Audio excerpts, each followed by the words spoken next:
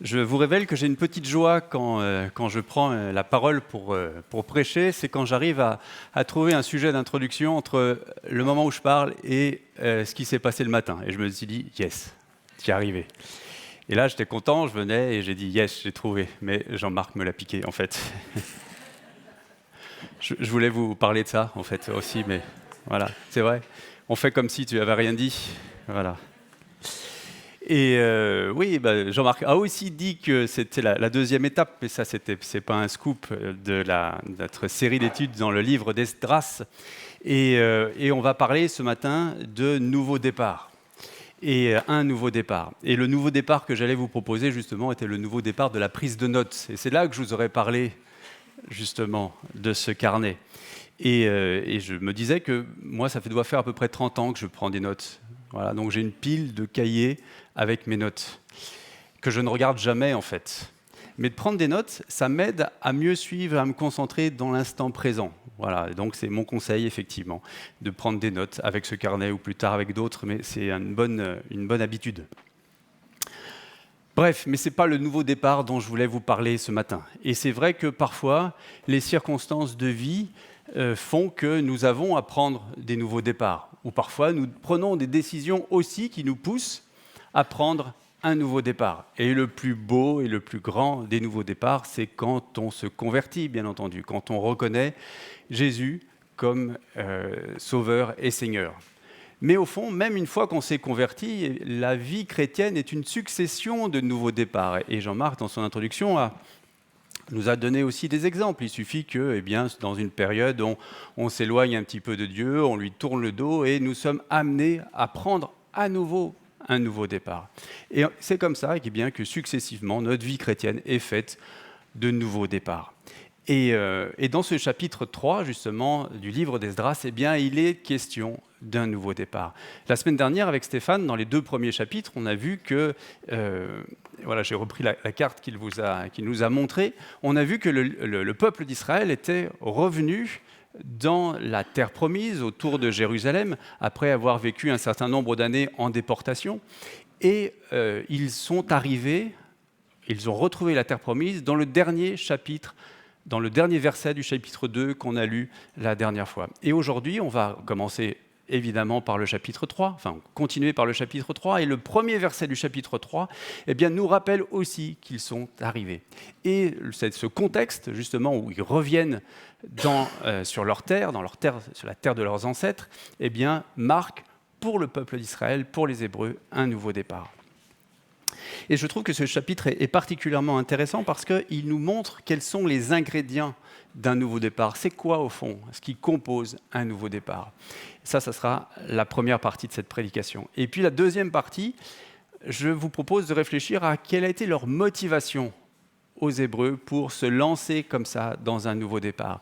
On a vu la dernière fois, je le redirai dans la prédication, que le Seigneur a changé les états d'esprit, a changé l'état d'esprit de Cyrus, a changé l'état d'esprit des Hébreux, mais aussi, qu'est-ce que ça veut dire de manière très concrète de changer d'état d'esprit, de changer l'esprit des Hébreux? C'est ce que nous verrons dans la deuxième partie.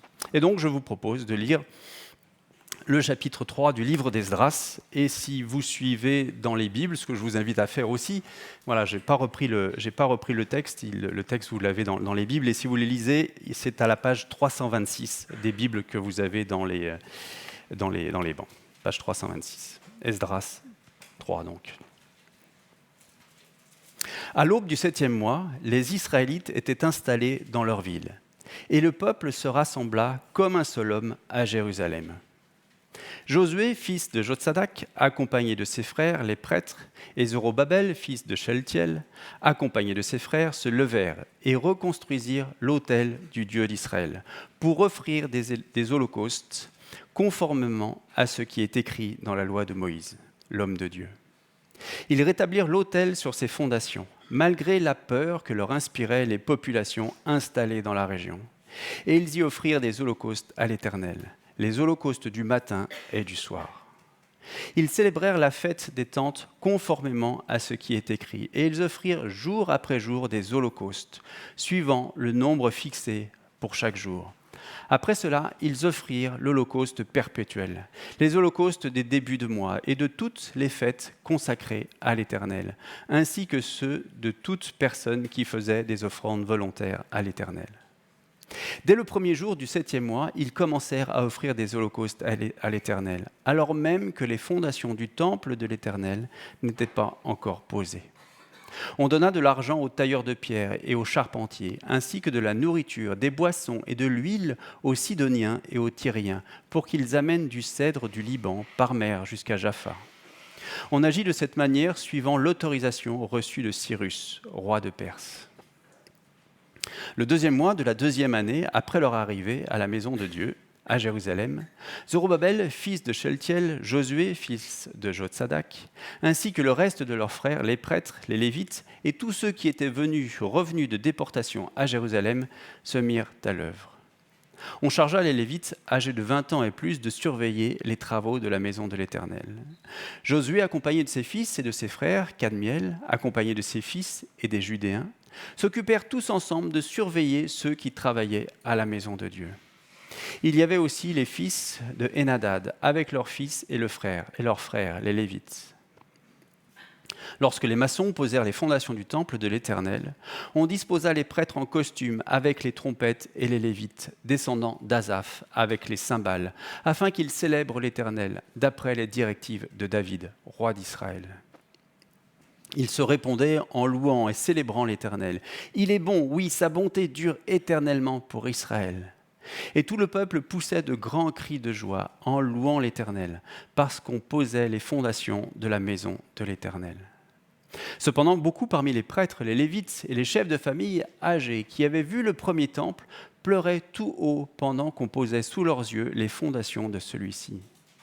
Comme beaucoup d'autres faisaient éclater leur joie par des cris, on ne pouvait distinguer le bruit des cris de joie de celui des pleurs du peuple.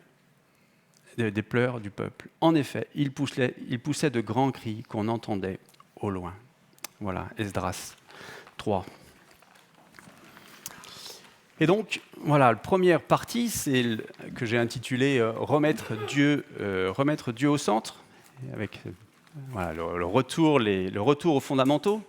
Et le texte, effectivement, décrit un récit de restauration. Et les membres du peuple replacent l'Éternel au centre de leurs préoccupations et devient leur priorité principale.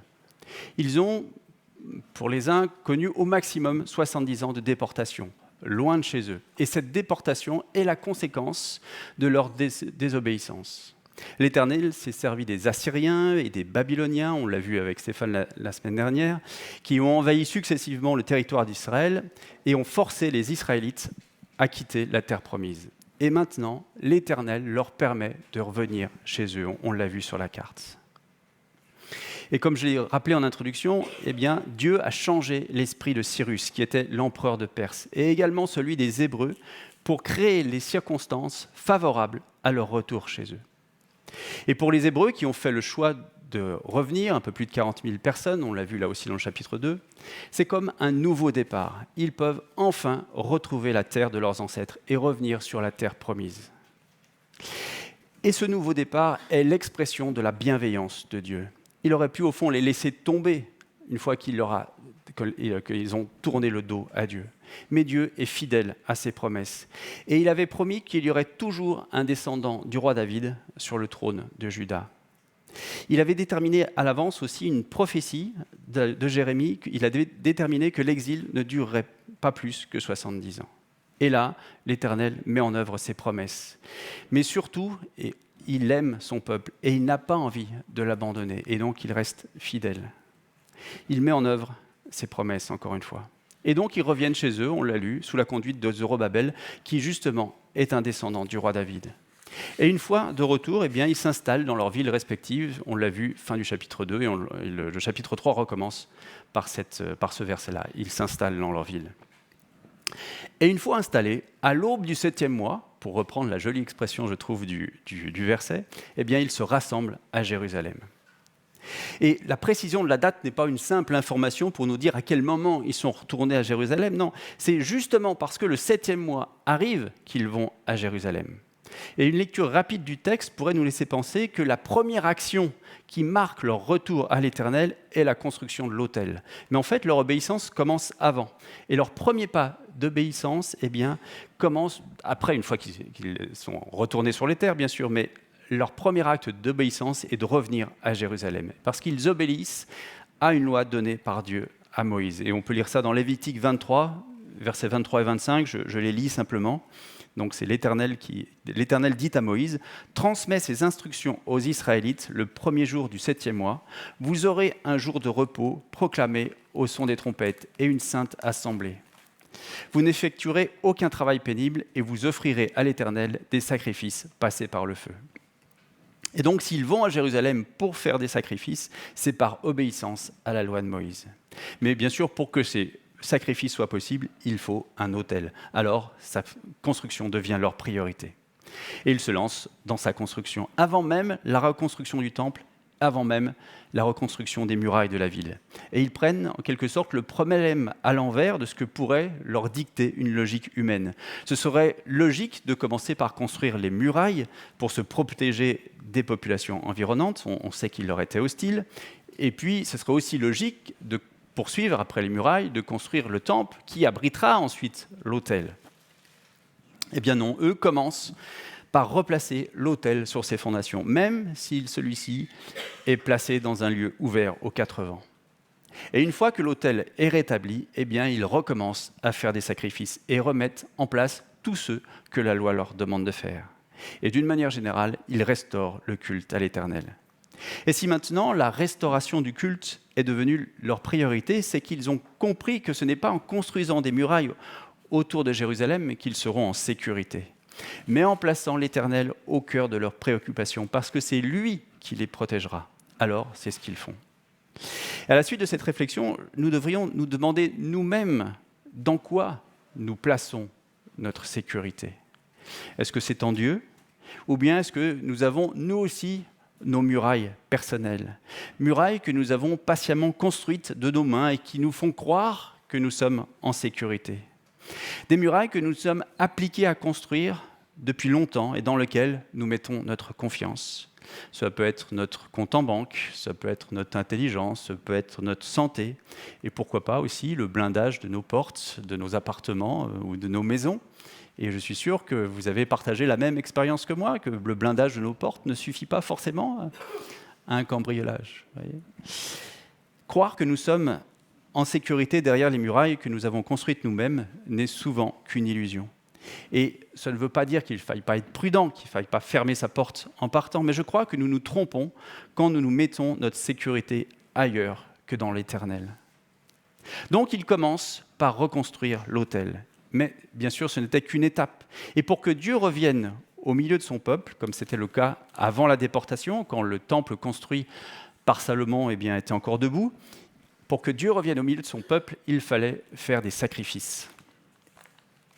Et permettre que Dieu revienne au milieu de son peuple est l'objectif du premier type de sacrifice qu'ils remettent en place. Et la fin du verset 3 nous le dit, « Ils y offrirent des holocaustes à l'Éternel, les holocaustes du matin et du soir. » Et ce double holocauste s'appelait à l'origine l'holocauste perpétuel. Et on va lire un passage dans l'Exode, ce qui nous donnera un peu plus d'éléments sur le contexte des sacrifices. Exode 29, voilà, j'ai mis les références ici, Exode 29, versets 38 à 43. Je vais le lire, bien sûr. Donc c'est l'Éternel qui parle. « Voici ce que tu offriras sur l'autel. 2 agneaux d'1 an, et ce, chaque jour de façon constante. Tu offriras l'un des agneaux le matin et l'autre au coucher du soleil. Avec le premier agneau, tu offriras 2 litres de fleur de farine pétrie dans 1 litre d'huile d'olive concassée, ainsi qu'une offrande d'1 litre de vin. Tu offriras le second agneau au coucher du soleil. C'est une offrande végétale et une offrande liquide identique à celle du matin. C'est un sacrifice brûlé au feu dont l'odeur est agréable à l'Éternel.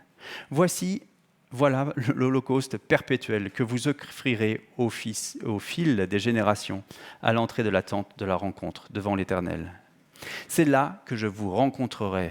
Et donc, je rappelle que c'est Dieu qui parle. C'est là que je vous rencontrerai et que je te parlerai. J'y rencontrerai les Israélites et ma gloire fera de cet endroit un lieu saint. Et donc, c'est grâce à ces sacrifices que Dieu pouvait habiter au milieu de son peuple. Et réactiver cet holocauste, celui du matin et celui du soir, est comme une invitation adressée à l'Éternel pour lui permettre de revenir et de pouvoir à nouveau être en communion avec lui. Et je fais ici une parenthèse sur le sens des sacrifices. Il pouvait avoir plusieurs significations, mais la première était celle de pardonner les péchés du peuple d'Israël. Ces sacrifices effaçaient leurs péchés, les rendaient saints et rendaient possible la présence de Dieu au milieu de son peuple, comme je l'ai dit. Et ça, c'est le contexte ici décrit de l'ancienne alliance. L'alliance entre Dieu et son peuple avant la venue de Christ. Et sa venue, la venue de Christ, a permis un nouveau type de relation entre le peuple de Dieu et l'Éternel. Et c'est ce que l'on appelle, ce que l'on nomme le cadre de la nouvelle alliance. Et le sacrifice ultime qui a permis que l'on n'ait plus besoin de faire des sacrifices a été le sacrifice de Jésus sur la croix. Et il nous a permis d'être constamment dans la présence du Père. La deuxième chose importante qui change dans la nouvelle alliance par rapport à l'ancienne est que le peuple de Dieu n'est plus composé sur une caractéristique ethnique, c'est-à-dire être juif. Mais le peuple de Dieu est composé sur le fait de reconnaître Jésus comme Sauveur et Seigneur. Et n'importe qui, donc, peut faire partie du peuple de Dieu et entrer dans la nouvelle alliance permise par la venue et la mort de Christ. N'importe qui, à condition de reconnaître Jésus-Christ comme Sauveur et Seigneur. Et dans le contexte de l'ancienne alliance, décrit dans Esdras, eh bien, les Hébreux remettaient Dieu au centre de leur vie, au centre du peuple, en réalisant des sacrifices sur l'autel qu'ils avaient construit. Et là aussi, on ne peut pas s'empêcher de nous demander comment nous faisons pour mettre Dieu au centre de nos vies. Parce que bien sûr, il n'est plus question d'autel, et nous savons que Dieu n'est plus dans un lieu précis, mais que nous pouvons être en communion avec lui en permanence. Mais le risque, quand Dieu est partout, est qu'au fond, il ne soit nulle part, si nous ne gardons pas, justement, des temps privilégiés avec lui. Et à ce moment, je vous recommande et je vous renvoie aux 2 excellentes prédications qui ont été données sur la prière il y a quelques semaines. Si vous ne les avez pas vues, regardez, vous n'êtes pas là, regardez-les sur YouTube. Et on avait repris la manière de prendre justement du temps avec l'Éternel pour remettre Dieu au centre. Et donc la question est pour nous aujourd'hui, comment on répond à son appel de communion, comment on répond à son appel de relation. Et c'est le socle d'un nouveau départ, répondre à son appel de communion. Et il ne faudrait pas non plus penser que c'est seulement la peur des autres peuples qui a poussé les Hébreux à reconstruire l'autel pour retrouver la sécurité dans l'Éternel et se protéger des peuples environnants. Parce que si ça avait été le cas, ils se seraient fait plus discrets, voyez, vis-à-vis des autres peuples. Ils n'auraient pas sorti les trompettes, les cymbales, ils n'auraient pas poussé des cris de joie ou pleuré fort. Il y a mieux comme tactique pour être discret, voyez, pour passer inaperçu vis-à-vis des autres peuples. Donc il n'y a pas que la peur qui les pousse à remettre en service l'autel. J'ai dit tout à l'heure que l'objectif des sacrifices était de rendre possible le pardon des péchés. Mais un autre objectif était aussi d'exprimer sa reconnaissance, ce qui était le cas pour les sacrifices liés à la fête des tentes dont il est question ici. Et c'est mentionné au verset 4. Je suis un peu vite, si, c'est ça. Donc, au verset 4, ils célébrèrent la fête des tentes conformément à ce qui était écrit. Et cette fête se déroule le 15e jour du 7e mois. Donc vous voyez la chronologie, on était au premier jour tout à l'heure. Et ce sont 7 jours de fête qui rappellent que les Juifs sont sortis d'Égypte et qu'ils ont dormi sous des tentes tout au long de leur périple. Et pour ceux qui prennent des notes dans ces merveilleux carnets, c'est dans Lévitique 23. Donc l'objectif de cette fête est de se réjouir que Dieu les a libérés de l'esclavage et de célébrer leur sortie d'Égypte. Et par cette fête, ils se reconnectent à leur passé et se souviennent de ce que Dieu a fait pour eux. Et la réactivation de la fête des tentes est une manière d'exprimer leur reconnaissance. Et cette reconnaissance les pousse à la louange. Et on constate également que la louange tient une place particulière, importante pour les Hébreux. On peut le lire au verset 10. « Lorsque les maçons posèrent les fondations du temple de l'Éternel, on disposa les prêtres en costume avec les trompettes et les Lévites descendants d'Asaph avec les cymbales, afin qu'ils célèbrent l'Éternel d'après les directives de David, roi d'Israël. » Et au verset suivant, donc au verset 11, il louait l'Éternel en disant « Il est bon, oui, sa bonté dure éternellement pour Israël. » Et la louange, elle est l'expression de leur joie. Louer, c'est avoir compris qui est Dieu Et c'est ce que font les Hébreux quand ils chantent pendant la construction des fondations du temple. Et le fait que les Hébreux louent Dieu montre qu'ils avaient remis Dieu au centre de leur priorité. Et leur louange exprimait la joie d'un nouveau départ qui leur avait été accordé justement par la bonté de Dieu. Et il ne peut pas y avoir de nouveau départ sans joie. La joie de ce que Dieu a fait pour nous. Et la louange, justement, est l'expression de cette joie. Et la louange devrait accompagner tout nouveau départ, nourri par la reconnaissance des bontés de l'Éternel et sa bienveillance. On l'a vu la semaine passée, et je l'ai rappelé en introduction, Dieu a réveillé l'esprit des Hébreux pour qu'ils se lèvent et qu'ils aillent reconstruire la maison de l'Éternel. C'est dans le chapitre 1 au verset 5 d'Esdras. Et c'est bien entendu l'action de Dieu qui les a poussés à revenir à Jérusalem. Et c'est le réveil de leur esprit qui leur a donné envie d'oser affronter les difficultés nouvelles, à renoncer à un probable confort et aller dans une ville en ruine. Mais comment ça s'est concrétisé pour les Israélites que leur esprit se réveille ?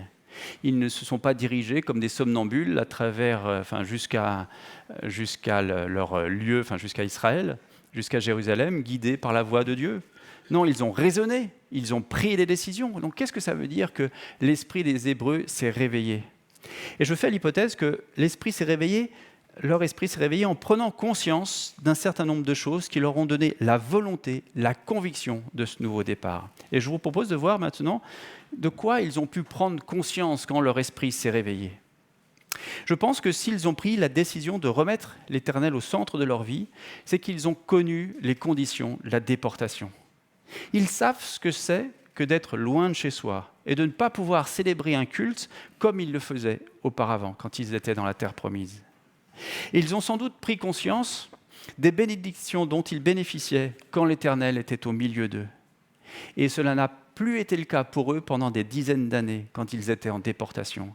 Tout ça parce qu'ils avaient désobéi à la loi de Dieu. Et quand on est privé de quelque chose que l'on a connu, eh bien on se rend davantage compte de sa valeur. Et quand cette chose revient, normalement, on s'en réjouit. Et les Israélites ont aussi pris conscience que les murailles qui entouraient Jérusalem n'ont pas empêché les Babyloniens de les déporter. Alors peut-être qu'ils ont gagné en humilité, peut-être qu'ils ont gagné aussi en lucidité sur leur comportement et sur la place que devait avoir l'Éternel.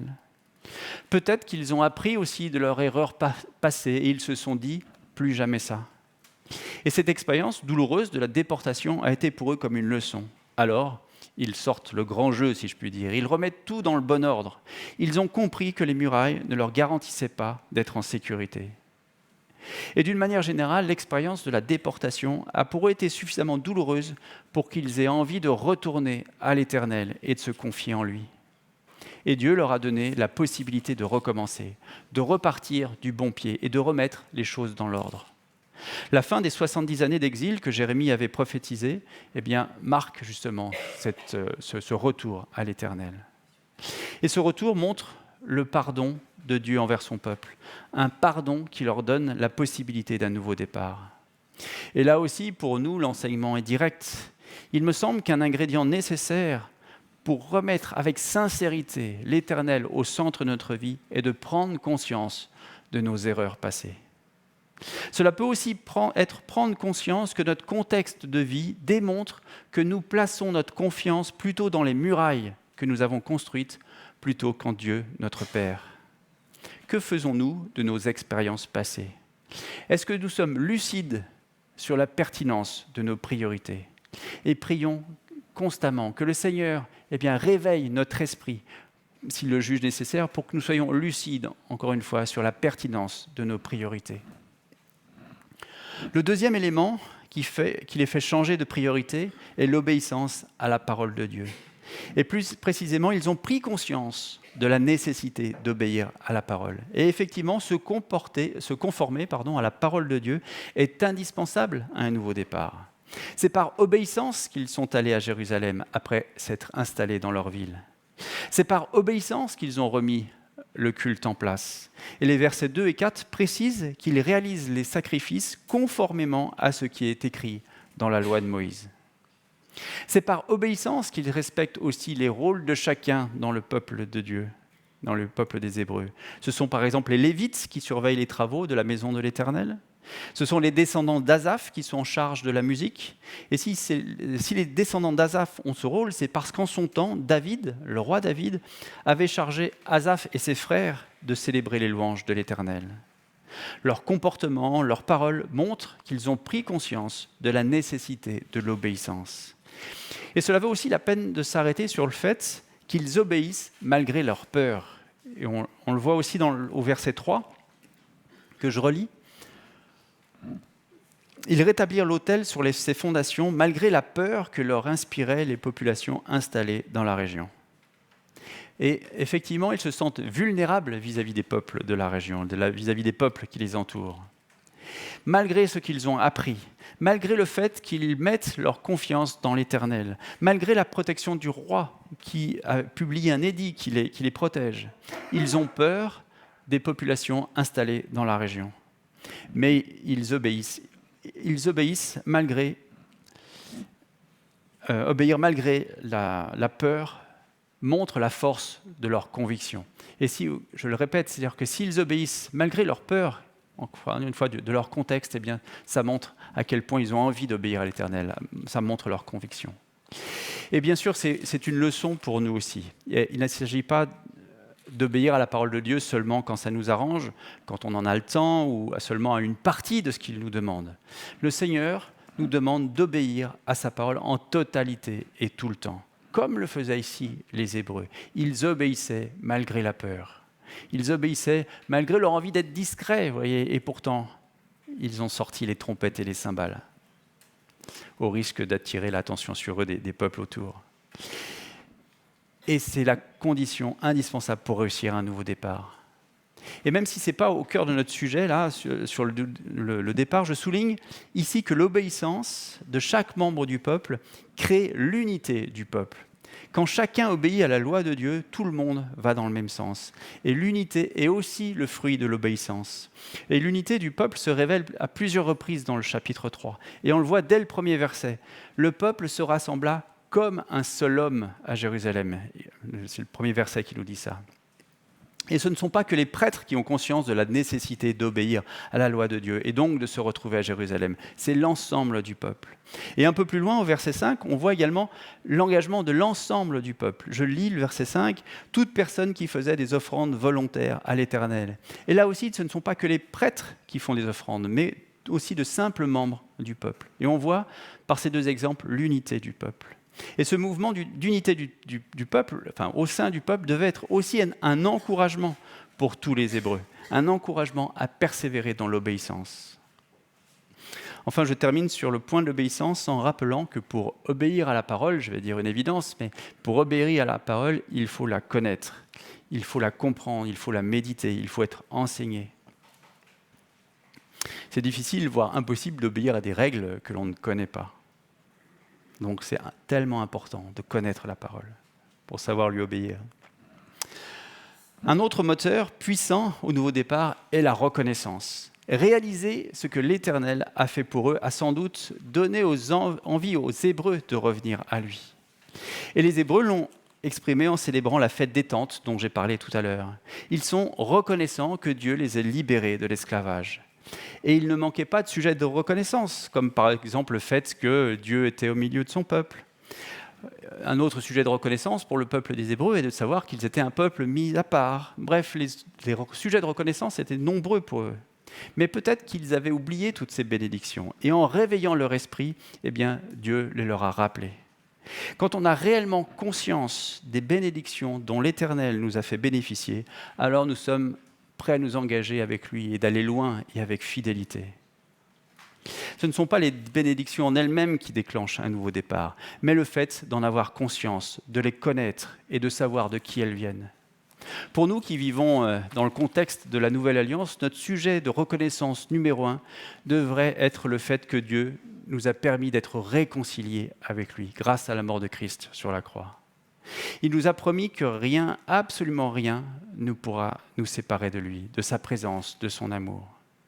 Et je pense que si nous avions pleinement conscience de à quel point nous sommes bénis, si nous réalisions réellement à quoi il nous fait échapper en nous sauvant, eh bien notre niveau de reconnaissance serait largement supérieur à celui que nous manifestons aujourd'hui. Et à propos de reconnaissance, je trouve intéressante l'attitude des Hébreux que l'on voit au verset 12 et 13. Face au même événement, la pose des fondations du nouveau temple, certains poussent des cris de joie alors que d'autres pleurent. Avant d'étudier le texte pour la prédication, je pensais qu'en fait, s'ils pleuraient, ils pleuraient d'émotion, en fait. Ils étaient émus de voir le temple se reconstruire, mais en fait, pas du tout.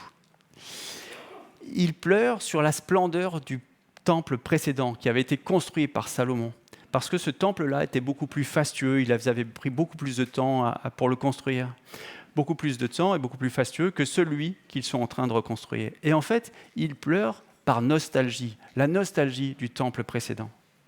Et je me suis demandé comment nous vivons aussi notre reconnaissance.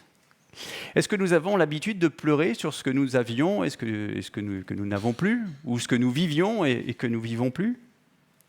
Ou sommes-nous plutôt reconnaissants de ce que nous avons aujourd'hui, même si cela nous paraît moins bien qu'hier?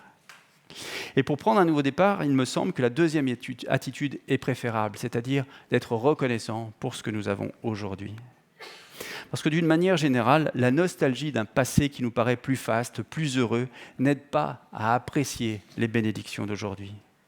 Et je pense que nous pouvons prier pour que le Seigneur nous montre les sujets de reconnaissance que nous ne voyons pas, parce que nous sommes nostalgiques d'un passé révolu. Dans les évangiles, il y a aussi quelqu'un qui a mis sa confiance dans ses murailles personnelles, et qui a voulu vivre sa vie. C'est le fils perdu, et que l'on nomme aussi, vous savez, le fils prodigue. Il a voulu l'héritage de son père, il a vécu sa vie comme il le voulait, puis il a été dans le besoin et il s'est rendu compte de son erreur. Il est retourné chez son père en faisant profil très bas. Et le père lui a donné l'occasion d'un nouveau départ. Et je vous propose de lire cette parabole en conclusion de cette prédication. Donc dans Luc 15, versets 11 à 24. Luc 15, 11, 24. Donc là, c'est Jésus qui parle. Il dit encore, un homme avait 2 fils. Le plus jeune dit à son père, « Mon père, donne-moi la part de l'héritage qui doit me revenir. » Le père leur partagea alors ses biens. Peu de jours après, le plus jeune fils ramassa tout et partit pour un pays éloigné où il gaspilla sa fortune en vivant dans la débauche. Alors qu'il avait tout dépensé, une importante famine survint dans ce pays. Il commença à se retrouver dans le besoin. Il alla se mettre au service d'un des habitants du pays, qu'il envoyait dans ses champs garder les porcs. Il aurait bien voulu se nourrir des caroubes que mangeaient les porcs, mais personne ne lui en donnait. Il se mit à réfléchir et se dit « Combien d'ouvriers chez mon père ont du pain en abondance, et moi, ici, je meurs de faim. Je vais retourner vers mon père et je lui dirai « Père, j'ai péché contre le ciel et contre toi. Je ne suis plus digne d'être appelé ton fils. Traite-moi comme l'un de tes ouvriers. » Il se leva et alla vers son père. Alors qu'il était encore loin, son père le vit et fut rempli de compassion. Il courut se jeter à son cou et l'embrassa. Le fils lui dit « Père, j'ai péché contre le ciel et contre toi, je ne suis plus digne d'être appelé ton fils. » Mais le père dit à ses serviteurs « Apportez vite le plus beau vêtement et mettez-le lui. Passez-lui un anneau au doigt et mettez-lui des sandales aux pieds. Amenez le veau qu'on a engraissé et tuez-le. Mangeons et réjouissons-nous, car mon fils que voici était mort et il est revenu à la vie. Il était perdu et il est retourné. Il est retrouvé et ils commencèrent à faire la fête. » Il y a un ingrédient au nouveau départ qui manque dans le texte d'Esdras. C'est la repentance de celui qui s'est éloigné. On ne la voit pas parmi les Hébreux dans le chapitre 3, même si elle pourrait être exprimée par les sacrifices. En tout cas, la repentance n'est pas verbalisée. Elle est pourtant, encore une fois, importante pour qu'un nouveau départ soit sincère, comme cela a été le cas pour le fils perdu et retrouvé. Et je termine je relis à nouveau le verset 20 de la parabole. Il se leva et alla vers son père, alors qu'il était encore loin. Son père le vit et fut rempli de compassion. Il courut se jeter à son cou et l'embrassa. Et c'est ce qui se passe dans le cœur du Père, dans le cœur de Dieu le Père envers tous ceux qui accomplissent un nouveau départ. Il nous accueille à bras ouverts et il se réjouit parce que son cœur est rempli de compassion. Amen.